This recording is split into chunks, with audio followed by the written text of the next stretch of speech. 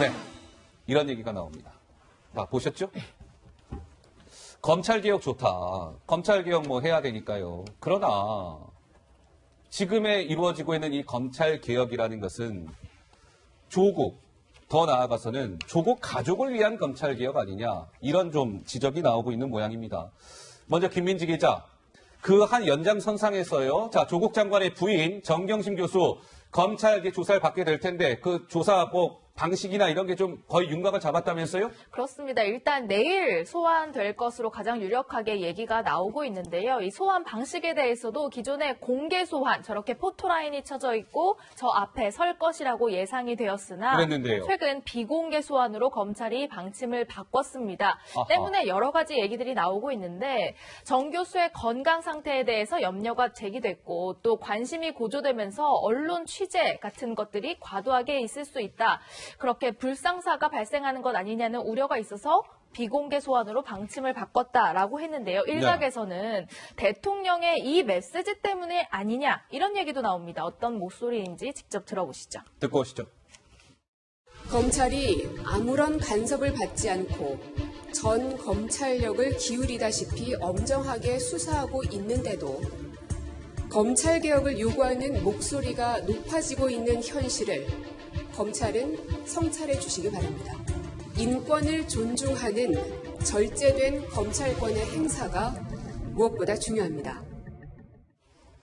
자, 그러니까 고민정 청와대 대변인이 지난달 27일 대통령의 발언이라고 하면서 소개한 고 대변인의 목소리 지금 듣고 오셨죠? 자, 인권을 존중하는 절제된 검찰권의 행사가 중요하다. 저 얘기가 나온 이후에 검찰은 정경심 교수를 원래는 공개 소환을 하려고 하다가 비공개로 소환하는 것으로 거의 뭐 결정이 됐다 이렇게 말씀을 드려도 무방할 것 같고요. 이제 비공개 소환이 된다는 건데 글쎄요, 문재인 대통령이 인권을 강조하니까 일단은 검찰이요, 조 부장. 네. 약간 몸을 낮추는 모양새인 것 같은데 좀 어떻게 봐야 될까요? 조금 전에 고민정 청와대 대변인의 말을 들었습니다만 인권을 존중하는 절제된 검찰권의 행사 이렇게 이야기를 했거든요. 이거는 청와대가 현재 조국 장관 가족에 대해서 인권을 존중하지 않고 검찰권 행사도 절제되지 않고 있다. 이런 불만을 토로한 거예요. 공개적으로. 그렇기 때문에 검찰로서는 이 부분에 대해서 양보할 수 있는 범위 이거를 생각할 수밖에 없는 겁니다. 아하. 그렇다면 양보할 수 있는 범위는 뭘까? 뭘까요? 바로 공개 소환은 아닌 것. 이걸로 결론을 내렸다는 거죠. 네, 그러니까 절차상에서는 약간의 편의를 제공하는 것.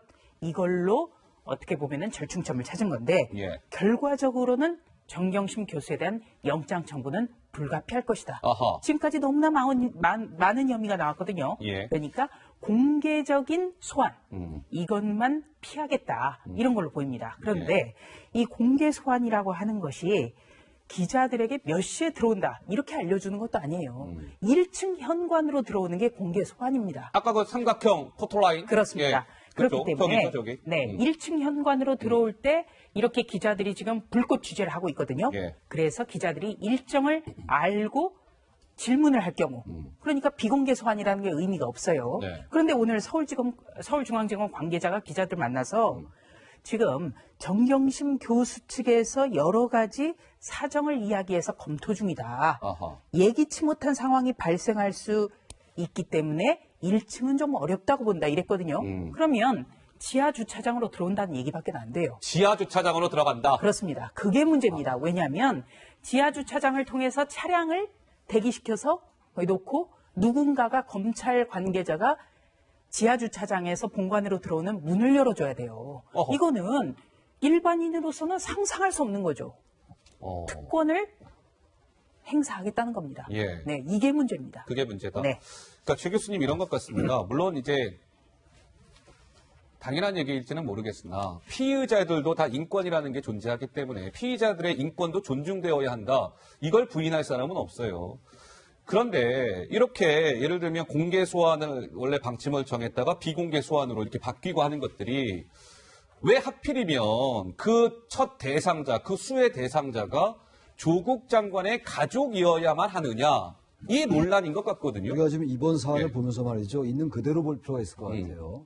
공개 소환의 방침은 이제 그 날짜를 미리 공개하는 건 아니었어요. 이건 예. 공인이 아니니까 공개 소환은 원래 이제 날짜까지 미리 이제 공지를 하는 거거든요. 그건 아닌데 1층으로 들어가다 보면은 어차피 저렇게 이제 기자들이 대기하고 있기 때문에 사실상의 공개 소환이 되는 거였죠. 예. 근데 그것조차도 여러 가지 이유 때문에 비공개 소환을 결정했다는 거 아니겠어요? 그렇습니다. 근데 앞서 말씀하셨던 것처럼 이 사안은 조국 장관의 사퇴와 조국 수호가 이렇게 아주 격렬하게 부딪히고 있는 지점이에요, 지금. 예. 원래 8월 9일 날 이제 조국 후보자를 내정을 했고 9월 9일 날, 지난달 9일 날 문재인 대통령께서 장관을 임명을 했단 말이에요. 강행했죠. 그리고 계속 조국 장관 일가, 조국 장관에게 제기된 여러 가지 의혹들이 있었고 수사가 진행되고 있습니다. 예. 근데 그 수사라는 게 어떻게 계속 이 변수가 진화해가지고 진화 분할을 많이 했어요, 지금. 그게 검찰개혁이라는 것과 맞물리고 있고 또 이따 얘기가 나올지 모르겠는데 또 여권 일각, 여권 여당에서는 윤석열 검찰총장의 거취까지 제기되고 있는 이런 상황이 예. 공론화가 되고 있는 것 같은데 예. 그러다 보니까 검찰로서 대단히 부담스러운 거예요. 게다가 지금 문재인 대통령께서 27일 아까 말씀하신 것처럼 그런 메시지를 냈단 인권, 말이에요. 예. 절대된 검찰권 행사해라. 인권 침해 소지가 있다는 취지. 그러니까 뭐 그 말은 당연히 원론적으로 맞는 말이고 뭐 대통령께서 하신 말씀은 그날은 그 말만 있었던 건 아니에요.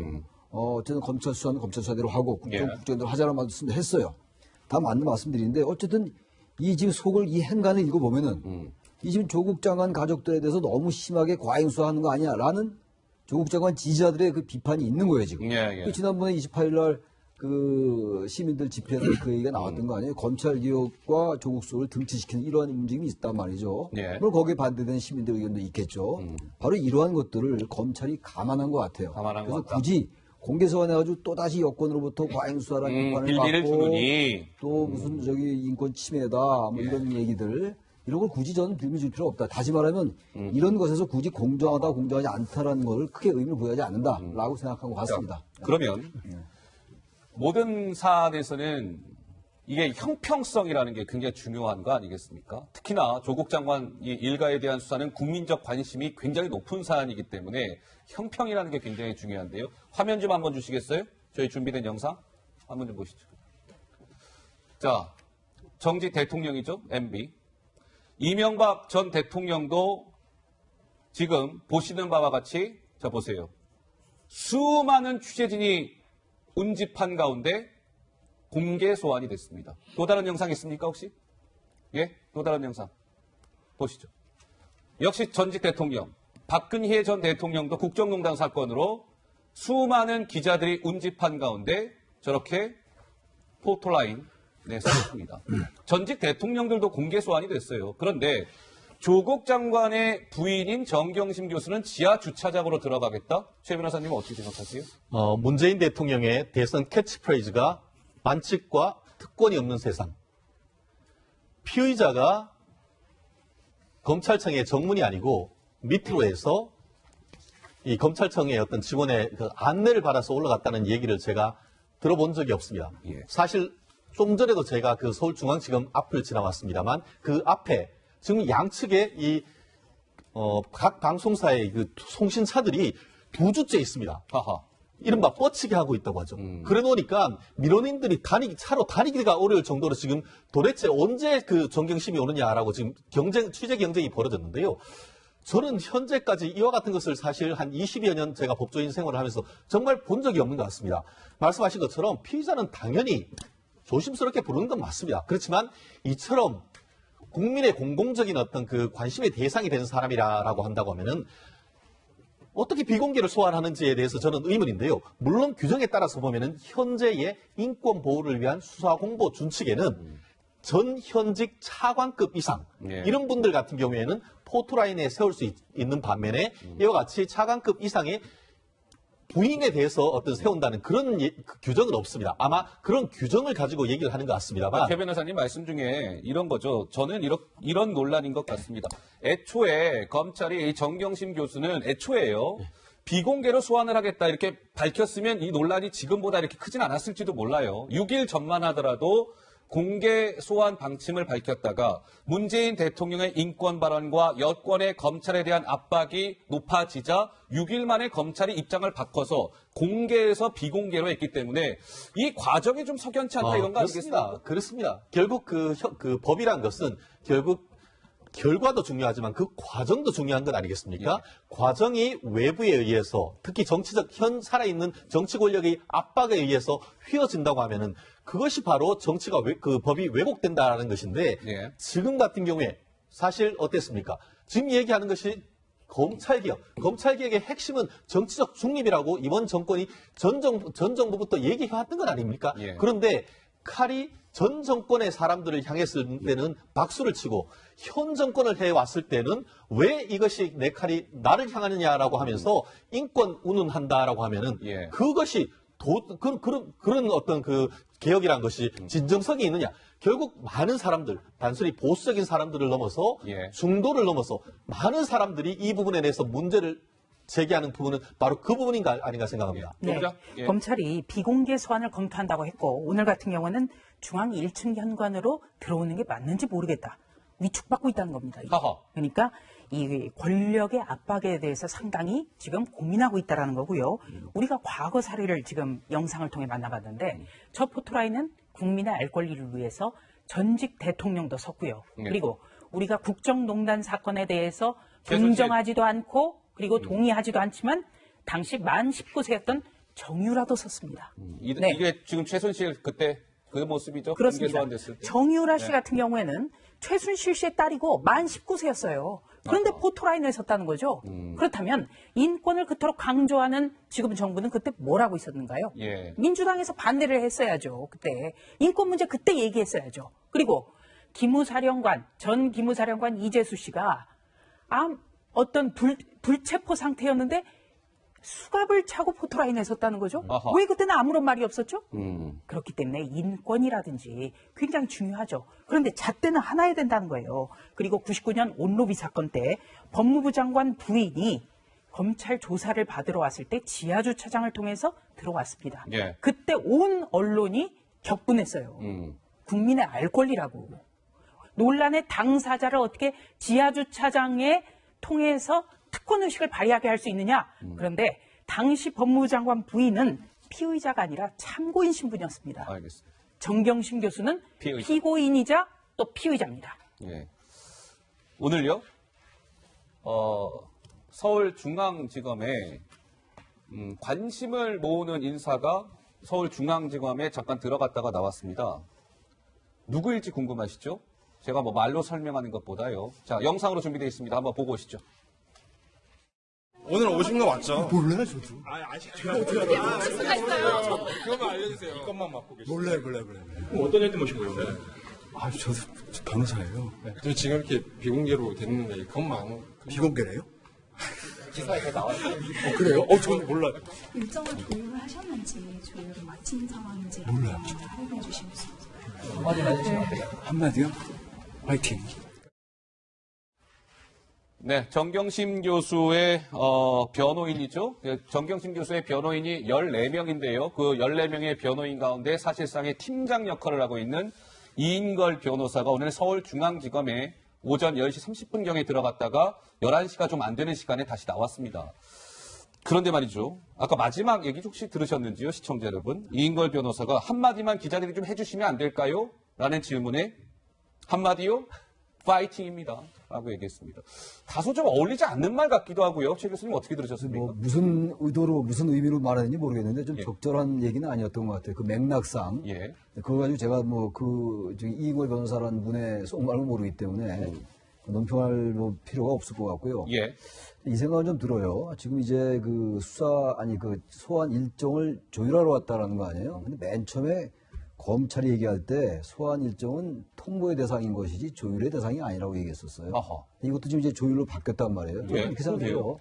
지금 이제 과잉수사 문제라든지 피의사실 공표 문제라든지 인권 침해 문제 이런 과거에 여러 가지 관행들이 있었잖아요. 이건 검찰 개혁이라는 차원에서 볼 때 바뀔 필요는 반드시 있어요. 그러니까 검찰이 너무 위압적으로 통보만 한다는 이런 것보다 예. 뭐 어쨌든 경찰 소환도 그렇잖아요. 어느 정도 이제 조율할 수가 있는 거거든요. 그럼 그렇게 바뀌는 건 맞다고 봐요. 근데 아까 말씀처럼 맨 처음에 지금 뭡니까 정경심 여사도 공개 소환임을 예고했다가 비공개로 바뀌고 있고 예. 또 일정을 통보한 것이다라고 했다가 조율로 조율. 바꾸니까 예. 객관적인 합리적인 생각을 가진 사람들이 볼 때 검찰의 입장이 왜 이렇게 바뀌었는가. 처음부터 비공개를 얘기했거나 통보 대상이 아니라 조율 대상이다라고 했으면 얘기가 좀 되는데 예. 이제 이 입장이 바뀌니까 아무래도 문재인 대통령의 그 이제 대검찰 경고 메시지라든지 예. 최근에 여권 내에서 특히 민주당 내에서 현재 검찰에 대한 여러 가지 비판들 그러한 것들을 검찰이 의식하는 것 같아요. 아하. 좀 불가피한다고 봐요 지금. 이런 상황 속에서 계속 검찰이 그야말로 정권과 권력 핵심과 부딪히는 건 대단히 그 부담스러운 일이에요. 예. 부담스럽고 검찰이 지금 여러 가지 수사를 해야 되는 상황인데 효율적이지도 않다라고 판단한 것 같아요. 저는 그런 면에서 봐야 될 것 같고 아무튼 그러나 예. 과거에 최순실 씨나 그 이제 정유라 씨 같은 경우 이제 공개 소환을 했단 말이에요. 그때 그게 잘못된 거라고 볼 수도 있어요. 앞으로 이것부터 해서 이제 바꿔 나가야 되는데 만약에 향후라도 모든 사람이 다 지하로 들어오지 않으면은 당연히 공정성의 문제는 제기될 수밖에 없다. 최 변호사님. 네. 사실 그 조국 장관님이 예전 야인 시절에 참여연대 사법감시센터에서 센터장을 하시는 걸로 알고 있습니다. 조국 장관이요? 그렇죠. 예. 그러면서 전관 변호사 또 우리나라의 가장 큰 김앤장에 대해서 굉장히 큰 비판을 했던 것으로 제가 기억을 합니다. 물론 조국 장관 또 가족들 뭐 누구든 변호인을 선임할 권리가 있습니다. 당연합니다. 그렇지만 그렇게 본인 같은 경우에는 전관과 또 대형 로펌에 대해서 굉장히 비판적이라고 하셨는데 지금 좀 전에 나왔던 변호사님 같은 경우에는 검찰 정관 출신으로 옷을 벗자마자 김앤장에서 있다가 이제 그 청와대를 가셨던 그런 분인 것이죠. 예. 그렇다는 점에서 이게 바로 유전무죄, 무전유죄가 아니냐 하는 그런 얘기를 할 수밖에 없는 그런 상황인 것 같습니다. 예. 나아가 아마 제가 생각하기에 이 정도 사건을 하게 되면은 아마 그 이인걸 변호사님 같은 경우에 다른 사건 거의 중단하고 이 사건에만 집중할 것 같은데요. 예. 뭐 일부 그 기자들 같은 경우에는 다른 사건 때문에 오늘 오지 않았냐 하는 그런 추측도 합니다만 저는 그것보다는 어떤 나가서 조사를 하고 이런 부분에 있어서 그 검찰에 가서 내부적인 좀 그 한번 분위기가 어떤가 하는 그런 간을 보기 위한 가능성이 큰 것 같은데요. 간을 보기 위한 거다. 실질적으로 제가 미루어 짐작컨대 이미 검찰 같은 경우에는 A4용지 수십 장이 되는 질문지가 충분히 준비됐을 것 같습니다. 그런데 왜 이렇게 계속 늦추는지 저는 정말 이 부분에 대해서 한마디로 정경심 교수 측의 꼼수다. 아시다시피 내일 같은 경우에는 그 조국 장관의 오촌 조카가 재판에 넘겨져야 하고 네. 그러면 공소장이 다 공개가 됩니다. 그러면은 질문지를 다 보고 가겠다는 그런 부분이기 때문에 저희가 봤을 때는 정말 능력이 있으시다라고 해야 될 것인지 저의 능력을 부족해야 될 것인 부족함을 탓해야 되는 건지 좀 한탄스러운 입장입니다. 네, 예. 그리고요. 예. 이 주요 피의자 같은 경우에는 통상적으로 소환을 그냥 통보하는 것이 아니라 변호인 측과 조율을 합니다.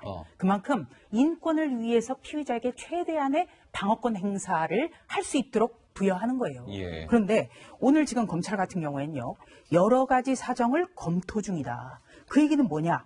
조사실로의 어떤 이동 경로까지도 이인걸 변호사가 혹시 요구를 하지 않았을까? 아하. 예, 이런 지금 관측이 나와요. 가정이죠. 뭐, 예. 그리고 비공개로 됐는데 라는 표현에서 읽히듯이 다른 사건과 관련해서 찾아온 것이 아니라 바로 이 사건과 관련해서 여러 가지 일정, 시간, 방식 여러 가지를 구체적으로 조율하러 왔을 것이다. 예. 추측이 가능합니다. 저 좀 이제 다른 얘기 해보겠습니다. 시청자 여러분.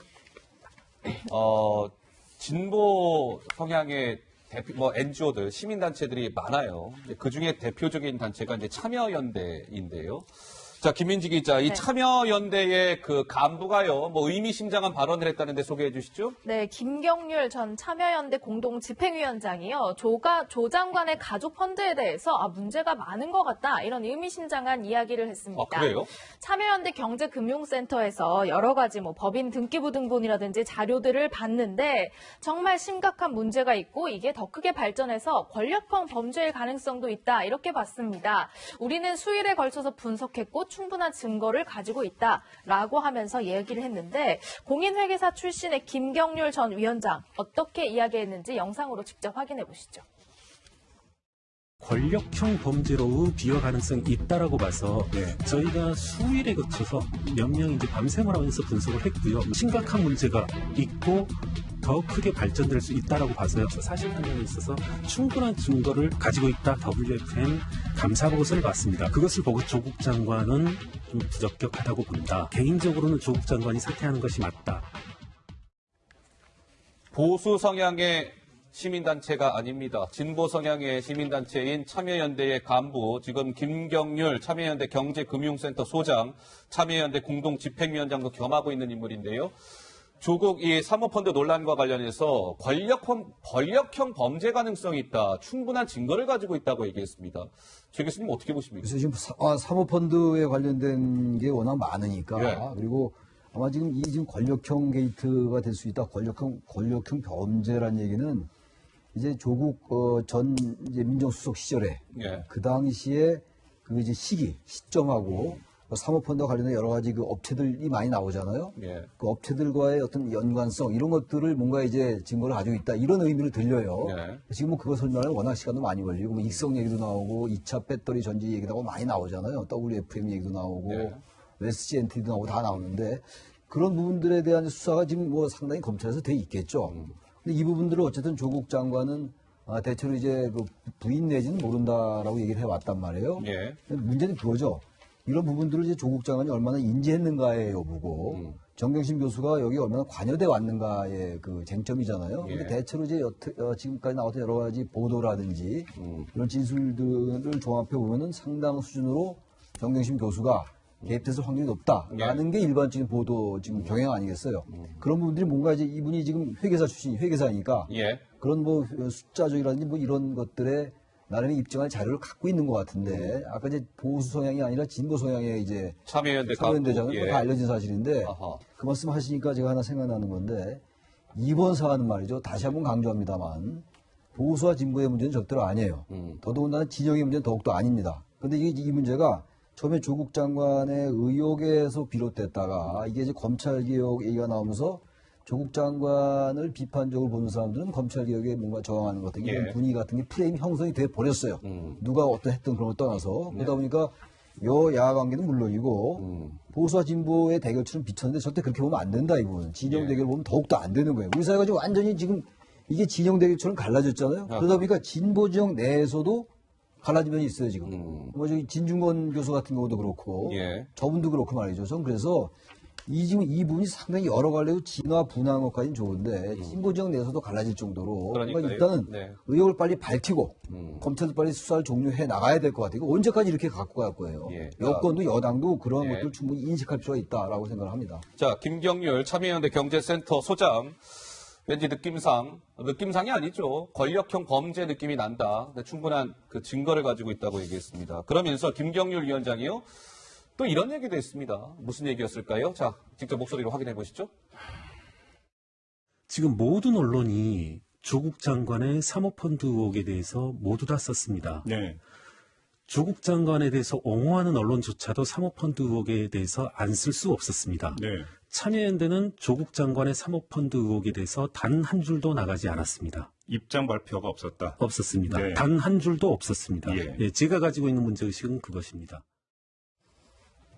자, 김경률 위원장은 조국 펀드가 문제가 있다라고 판단을 했고 권력형 범죄라는 걸 인지했고 증거도 이제 갖고 있으나 그걸 발표하려고 했는데 참여연대 내부에서 뭔가 막혔다. 참여연대가 발표를 막았다라는 취지로 지금 김경률 위원장이 얘기하고 있는데요. 네. 이 김경률 위원장 뉴스 접하고 무슨 생각 드셨습니까? 이게 정말 참여연대, 그러니까 진보 진영이 정말 진보 맞나? 어허. 이런 근원적인 문제예요. 예. 왜냐하면 참여연대 같은 경우에 이런 상장 위조, 가짜 인턴, 논문 제일 저자, 위장이혼, 사기 소송, 펀드 의혹, 참여연대가 그동안 가장 강하게 규탄해온 의혹들이에요. 예. 그런데 이 의혹들이 총망라된 사람은 기호를 한다? 이것이 과연 맞는 시민단체이고 비정부기구인가? 이러니까 지금 정부가 참여연대의 참여정부다. 이런 평가까지 나오는 것 아니겠습니까? 예. 자, 김경률 집행위원장은 회계사예요. 그리고 지금까지 재벌개혁의 공로자라는 수식어를 가지고 왔습니다. 김경률 위원장이. 예. 왜냐하면 삼성그룹의 승계 문제를 공론화했었거든요. 어허. 네. 그런데 이런 분이 자기와 같은 회계사, 경제학 교수, 경제학 박사들이 수일에 걸쳐서 밤샘 해가면서 분석했는데 이 펀드는 권력형 비리 의혹이 있다. 그런데 참여연대가 공개를 막았다? 권력형 비리 의혹이 있는 것도 문제지만 이 의혹을 비정부 기구 그리고 지금까지 이런 의혹들에 앞장서 왔던 참여연대가 막았다는 것. 예. 참여연대가 정말 이거는 그렇다면은 비정부기구로서는 더 이상 설 땅이 없다. 굉장히 근원적인 질문을 던지고 있습니다. 알겠습니다. 자,